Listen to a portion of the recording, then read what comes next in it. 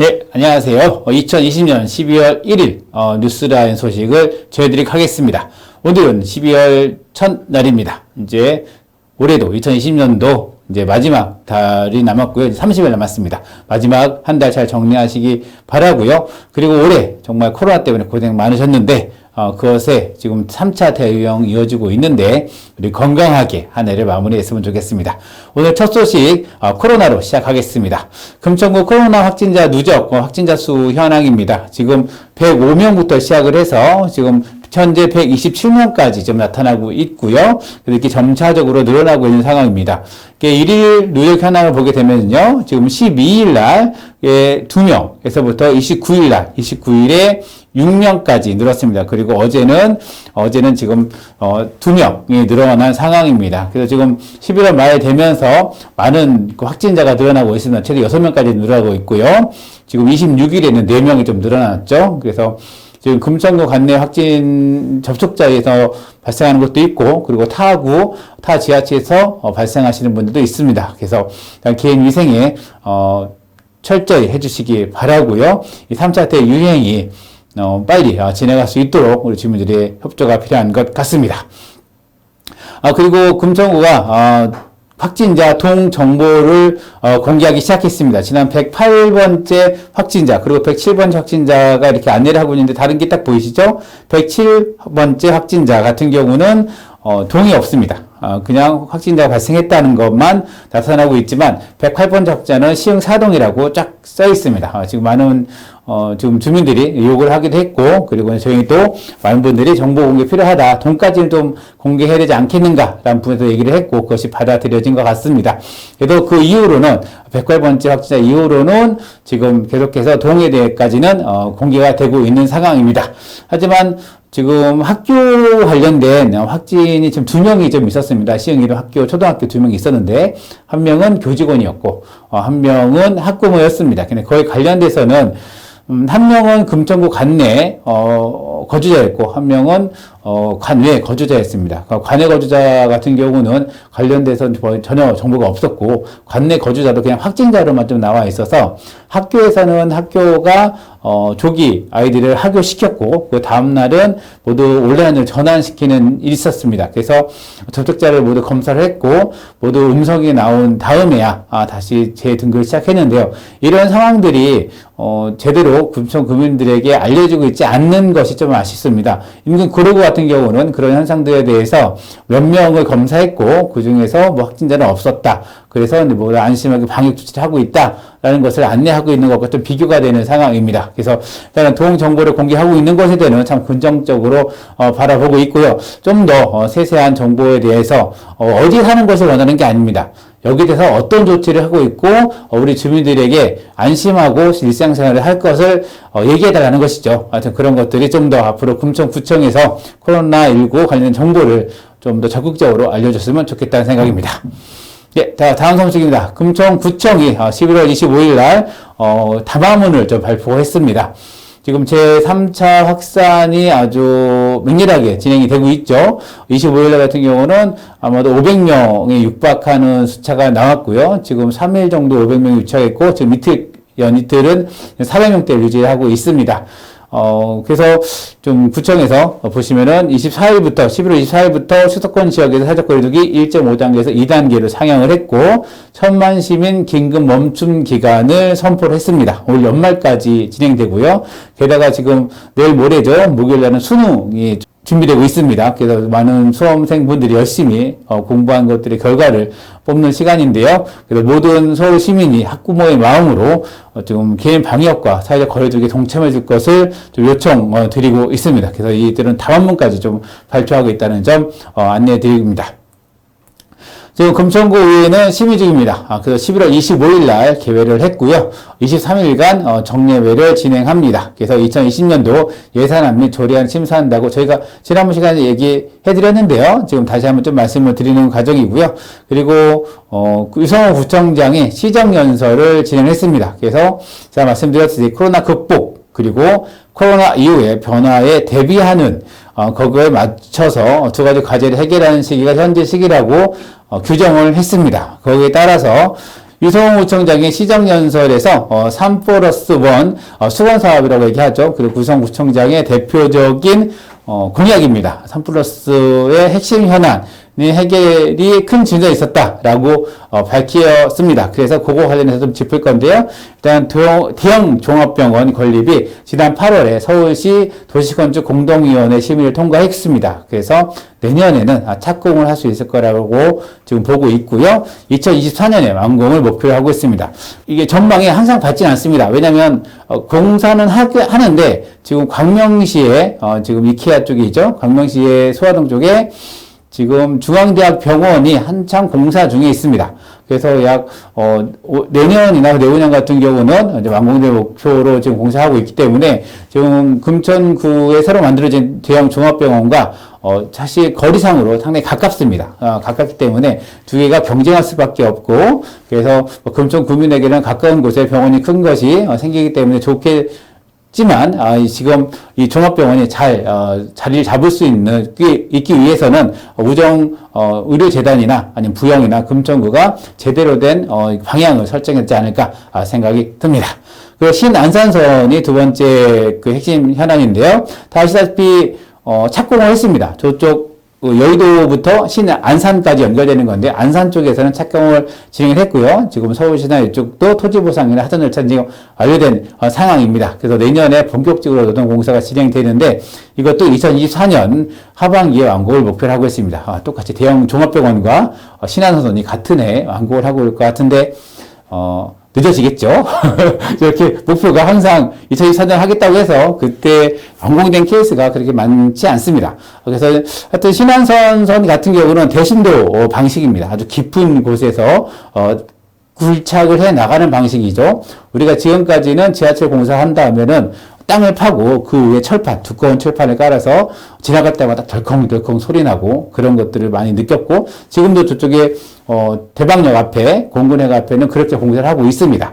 근데 이 방식은 신안선선은 아주 깊은 곳에서 터널을 뚫어가는 방식이기 때문에 외부에서는 공사가 진행되는지도 잘 모를 정도로 된다고 합니다. 그리고 시행 사거리는 전국에서 가장 깊은 78m, 지하 78m로 역사가 구성이 됩니다. 그리고 고속엘리베이터로 왔다 갔다 할 예정인데요. 하여튼 내년에 착공을 한다는 거 알아주시면 좋을 것 같고요. 그리고 금천구청장 복합역사 개발은 지나가다가 보셨겠지만 연탄공장이 이전했습니다. 그래서 올해 새롭게 민간사업자 공모를 지금 다시 진행하고 있는데, 이거는 잠시 뒤에 다시 한번 다루도록 하겠습니다. 그리고 공구분대 이전 부지는 이전 부지 확보 등에 최선을 노력하겠다라고 찝기는 했지만 국방부에서 이제는 나무라라 하고 있는 상황입니다. 그래서 이거를 해결하기는 정말 쉽지가 않을 것 같습니다. 이게 일부 이전하자고 한번 추진했었죠. 지난 총선 전에 이훈 국회의원이 공군 부대도 일부 유지하고 현대화, 도심화 부대를 만들어서 빌딩이나 이런 걸 높이고 거기에 부대가 조금 쓰고 나머지 또 주민들 쓰는 그런 것들을 하자고 했는데 주민들이 좀 반대한 측면이 있습니다. 그래서 일단 국방부에서 손을 좀 든 상황이고요. 그래서 일단 이전 부지 확보를 금천구청에서 해라라고 요구를 하고 있는 상황입니다. 네, 그리고 이번엔 집중적으로 한번 다뤄볼 건데요. 2025년부터 성화 쓰레기를 매일 배출합니다. 금천구청이 이렇게 홍보를 많이 하고 있고요. 보시면 배출 시간은 오후 6시부터 밤 12시까지 하고요. 그리고 월요일부터 일요일까지, 단 토요일 날은 안 합니다. 그래서 배출을 하는 거고요. 그리고 재활용 같은 경우는 마찬가지로 똑같이 배출을 하는데, 목요일은 투명, 그리고 폐비닐만 목요일에 배출하고 나머지 요일에 배출하라라고 했습니다. 그리고 배출 장소는 내 집, 내 점포, 그리고 공동주택 상가는 저장 장소에 배출하다고 되어 있는데요. 지금 이 매일 수거, 쓰레기 매일 수거가 좀 논란이 되고 있습니다. 오늘 이 자리에서 좀 자세히 다뤄볼 건데요. 뭐가 문제인가? 일단은 첫 번째, 매일 수거가 쓰레기 민원 해결에 도움이 되는가 하는 부분이고요. 두 번째로는 쓰레기 매일 수거의 정책을 결정하는데 문제는 없었는가? 그리고 재활용 정거장, 소위 도시광보라고 얘기하죠. 재활용 정거장은 폐지는 적절한가? 그리고 주민에게 편하면 무조건 그 정책은 선한가라는 부분에서 다뤄보도록 하겠습니다. 첫 번째, 민원이 해결되는가? 쓰레기 민원은 대부분 무단 투기 아니면 혼합 배출, 그리고 골목이 지저분하다, 악취가 난다, 이런 겁니다. 그러니까 일반적으로 많은 분들이 쓰레기, 종량 쓰레기를 담아서 잘 묶어서 집 앞에 내려면 다 가져갑니다. 그거는 민원이 없습니다. 그런데 여기에 혼합 배출, 음식물 쓴다고 쓰레기를 넣는다거나 아니면 다른 걸 넣어가지고 혼합 배출하면 스티커가 붙습니다. 수거 거부라고 붙습니다. 그리고 이런 봉투가 아닌 종량제가 아니라 일반 검정 봉지에 묶어서 툭 건지면 거기에도 수거 거부라는 스티커가 붙습니다. 그리고 방치가 됩니다. 한 일주일, 2주일 정도 방치가 되기도 합니다. 다시 그러면 주민들이 밀어넣습니다. 왜 쓰레기를 안 가져가느냐. 그러면은 구청에서는 그거는 불법 투기이기 때문에 가져가지 않는다라고 얘기합니다. 그러면서 이제 민원이 발생하는 겁니다. 그리고 골목길이 더러워지고 악취가 나고, 그리고 한 곳에 모이기 시작한 쓰레기는 다른 곳에도 그냥 버립니다. 그래서 어떤 그 한 지점은 그런 쓰레기를 아주 점점점 많이 늘어나는 상황이 발생합니다. 그러면 구청이 한번 와서 확 수거해 갑니다. 이런 게 악순환이 계속 반복되거든요. 이거는 저층 주거지에 특히 발생하고, 아파트 같은 경우는 해당되지 않습니다. 아파트는 재활용 분리 수거대가 있고 그렇기 때문에 해결되지 않는데, 주거지, 일반 단독주택 주거지에는 이런 문제들이 계속 반복되고, 이런 것들 때문에 민원이 많이 발생합니다. 쓰레기를 왜 안 가져가는가 아니라 무단 투기를 어떻게 막을 것인가의 부분이 큰 핵심인데, 지금 매일 수거에서는 그 방안이 만들어지고 있지 않다는 겁니다. 그래서 좀 이것은 문제고, 구청에서는 일단 매일 이런 쓰레기 분리수거와 그리고 무단투기 금지에 대해서 홍보를 적극적으로 하겠다라고 이렇게 하는데, 사실 언제까지 홍보 많이 했거든요. 지금 그래서 지금 월수금 아니면 화목토 하는 것도 무단투기에 대해서 많은 부분들이 민원이 발생했습니다. 많이 발생했고 거기에 대해서도 구청이 많이 홍보를 했는데, 사실 더 어떻게 홍보를 할 것인가에 대해서 좀 고민이 많이 드는 상황이고요. 그래서 금천구청 같은 경우는 지금까지 뭐 재활용 쓰레기나 뭐 쓰레기 토론회나 아니면 각 주민자치회나 마을공동체들이 쓰레기 캠페인, 그리고 쓰레기 버리지 맙시다, 그리고 쓰레기 줄입시다, 이런 캠페인들을 많이 벌여왔습니다. 그리고 재활용 정거장이 불편하다라는 부분이 또 하나의 원인입니다. 그래서 뭐냐면 재활용 정거장이 지금 독산 3동, 그 독산 4동, 시흥 3동이 운영되고 있는데요. 운영 시간이 오후 3시부터 밤 9시까지입니다. 그러다 보니까 밤에 일하시는 분들이나 늦게 좀 들어오셨다거나 아니면 그런 분들이 쓰레기 버리기 어렵다라는 민원인데, 이건 사실 세계동만 해당하는 부분이고, 거기에 대해서는 독산 4동 같은 경우만 문전 수거, 그러니까 집 앞에 있는 수거를 하지 않을 뿐 나머지는 똑같이 수거하기 때문에 사실 이것이 이유가 되기는 좀 어렵지 않는가라는 생각이 좀 듭니다. 하여튼 민원이 해결되는가에 대해서는 매일 수거한다고 해서 쓰레기 민원이 해결되지는 않을 것이다라고 저는 예측을 하고 있습니다. 두 번째로는 정책 결정에 문제가 없는가. 이거는 지난 25일 금요일이죠. 금요일날 금천구청 앞에서 청소 노동자, 지금 생활쓰레기를 수거하는 4개 업체가 있고요. 그 4개 업체의 노동자분들이 금천구청 앞에서 지금 금천구청장과 면담을 요구하면서 집회를 하고 있습니다. 이유는 뭐냐면 매일 수거를 하겠다고 했는데 거기에 대해서 이 노동자들과 전혀 얘기가 없었습니다. 그리고 거기에 대한 반영되거나 인원이 확충돼야 되고 거기에 따른 장비가 확충돼야 되는데 그런 것 없이 지금 되고 있는 것이죠. 구청에서는 일단은 인원과 이거를 일부 확보하겠다고 얘기를 하고 했지만 그것이 늘어나는 노동 강도에 비해서는 못 미친다는 거죠. 그래서 이분들이 지금 금천구청장과 얘기를 좀 해야 된다라고 좀 요구를 하고 있고요. 그리고 특히 그러면 대체 이분들이 이 매일 수거를 10월 정도에 알았다고 합니다. 그래서 8월 정도에 노사가 합의를 할 때 근로 조건을 이제 합의를 하잖아요. 근데 거기에서 구청에서 일일 수거를 하지 않는다 라고 얘기를 들었다고 합니다. 거기에 기반으로 해서 노사협의를 했는데 노사협의에서 확정된 내용들이 지금 내년도 예산이나 내년 계획에 전혀 반영되지 않는 부분들도 좀 문제를 지금 짚고 있으면, 그래서 일단은 청소 노동자분들도 지금 이 문제에 대해서 좀 청구를 곤두세우고 자신의 노동 강도에서 지금 초노동자가 다 죽는다라고 좀 얘기를 하고 있는 상황입니다. 그리고 요거는 2018년 4월 독산 사동에서 자원순환 마을 만들기 주민대토론회 좀 진행이 된 좀 풍경이고요. 많은 주민들이 와 있습니다. 그리고 이건 2017년 6월 15일 금천구청 대강당에서 자연순환 컨퍼런스를 진행합니다. 역시 많은 주민들이 와서 쓰레기 문제나 자원순환에 대해서 이야기를 하고 발표도 했습니다. 이번 주에 동작구에서 금천구의 도시광부 재활용 정거장을 잘한다고 해서 탐방을 온 사진입니다. 좀 아쉬운데 이 세 가지를 보내드릴 이유는 뭐냐면 쓰레기 정책은 그냥 아까 말씀드렸듯이 단속으로만 되는 것도 아니고 그래서 많은 주민들이 필요가 합니다. 자기 버릴 대로 잘 버려야 되는 것이고 인식을 개선시키기 필요한데 그래서 이렇게 2018년, 2017년 많은 주민들이 이렇게만 많이 모였지만 또 소소하게 동주민센터에서도 모여서 얘기를 하고 각자의 공동체나 캠페인도 하고 많은 주민들이 참여를 해서 만들어진 정책들이라는 거죠. 그래서 그렇게 인식을 개선시켜야 되는 방향인데 이런 것에 대해서 일단은 주민의 협의 과정이 좀 없었다는 겁니다. 일단은 재활용 정거장 도시광고 131명이 있는데 이분들도 통보를 받았습니다. 이것에 대해서 언제까지 어떤 평가를 해야 되고 개선책이 무엇인가 얘기한 게 아니라 그냥 없앤다라고 얘기를 들은 거고 그리고 수년간 대통령의 공무원장을 거쳐서 만들어진 쓰레기 정책이 일순간에 바뀌는 현상에서 주민들이 참여가 별로 없다는 거고요. 이것이 참여가 없다는 것이 그냥 왜 우리 안 껴져 얘기 아니라 쓰레기를 버리는 당사자가 주민들이고 이 주민들의 인식이 개선되고 인식이 바뀌어야 쓰레기가 줄어든다는 거죠. 그리고 무단투기가 줄어든다는 건데 그 과정이 없이 그냥 버리세요라는 부분이 된다는 거죠. 그리고 청소 노동자의 인원과 장비가 확충 없이 이렇게 되고 있다는 점입니다. 또 하나의 문제는 이것 매일 수거를 하면서 약 40억 원이 증액이 됩니다. 그래서 지금 생활쓰레기 수거에 118억이 들어갈 예정인데요. 문제는 이게 2021년 1월 1일부터 집행이 됩니다. 그럼 예산은 2021년도 예산이 되지요. 모든 예산은 의회에 승인이 있어야 됩니다. 심사와 승인이 있어야 되는데 지금 사업은 추진하겠다고 그냥 확정을 해놓은 상황에서 홍보를 하고 있습니다. 그러면 그 의회는 어쩔 수 없이 동의를 하거나 아니면 만약에 동의하지 않는다면 이 홍보 예산을 다시 들여서 다시 홍보를 해야 되는 상황이죠. 만약 일정이 변경이 되게 되면 그런 상황이라서 이게 약간 앞뒤가 맞지 않는 순서상 앞뒤가 맞지 않는 상황입니다.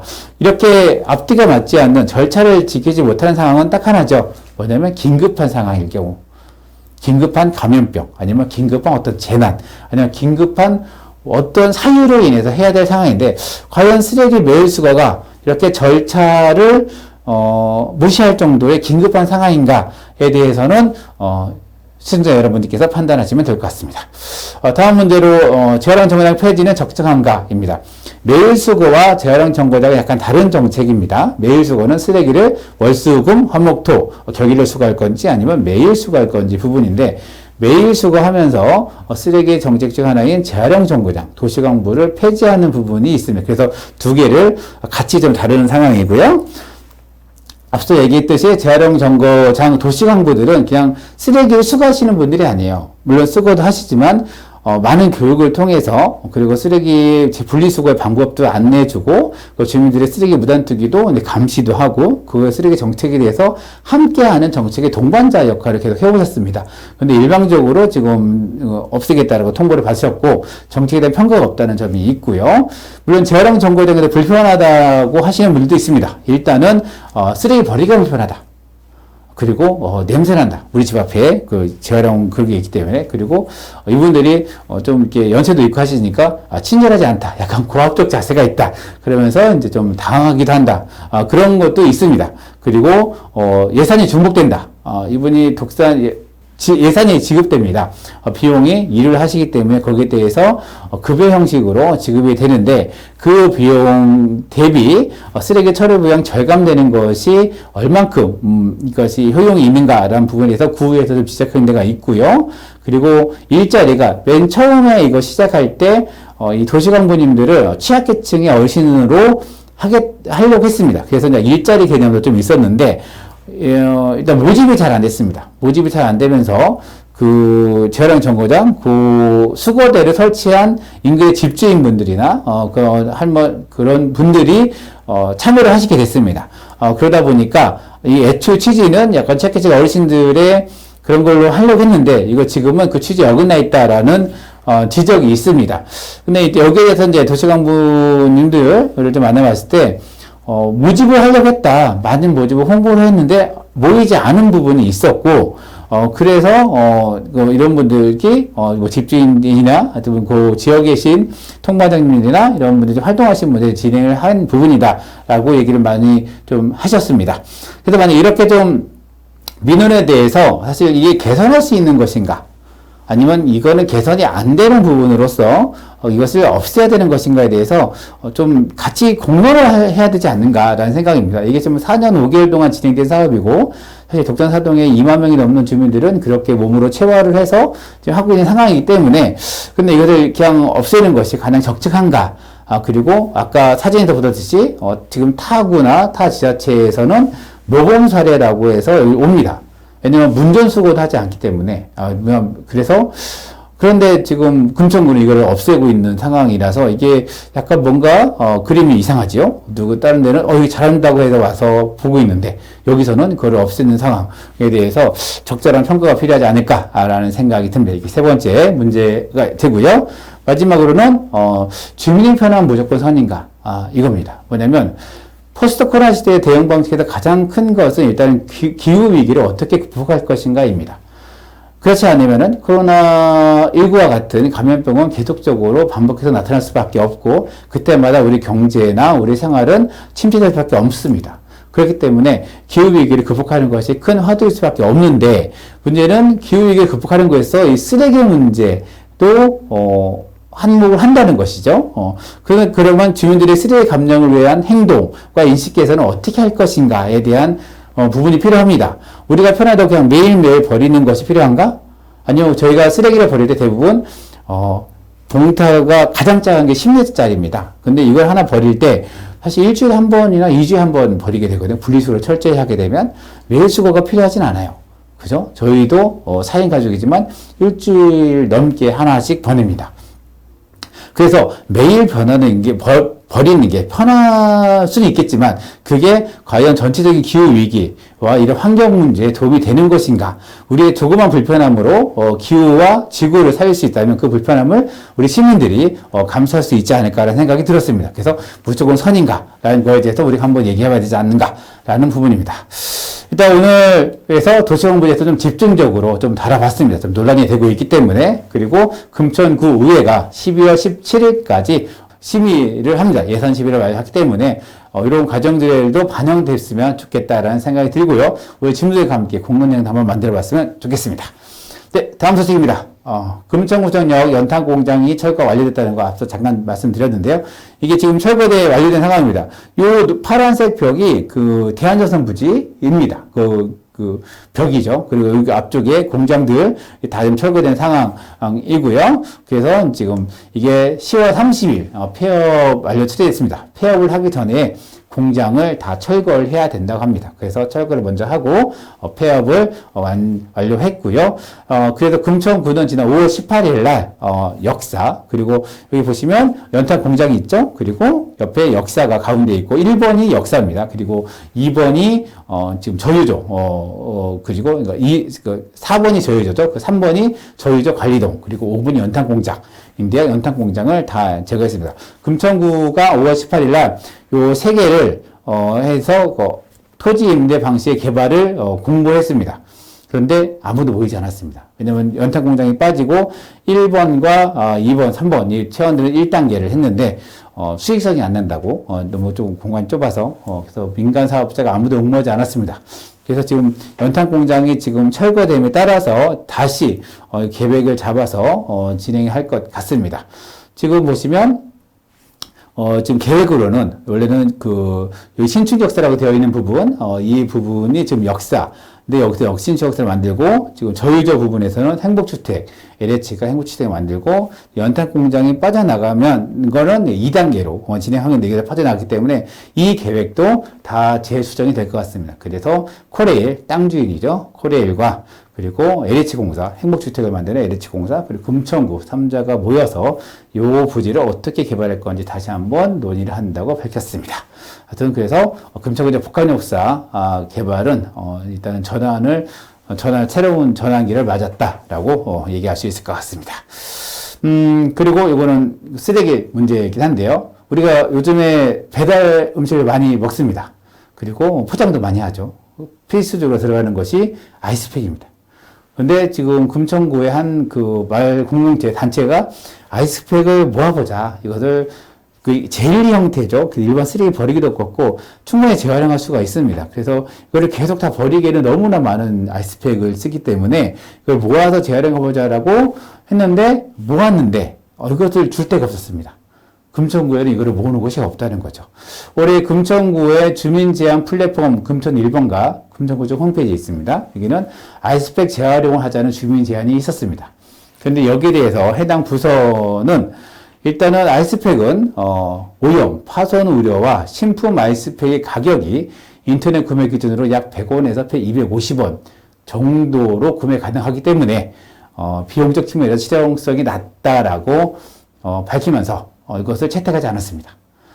이것이 아까 도시 쓰레기 정책과의 일맥상통합니다. 이게 물건 파는 데는 100원과 250원으로 되게 저렴할 수 있지만 이것을 처리하는 비용은 더 많이 들 수밖에 없습니다.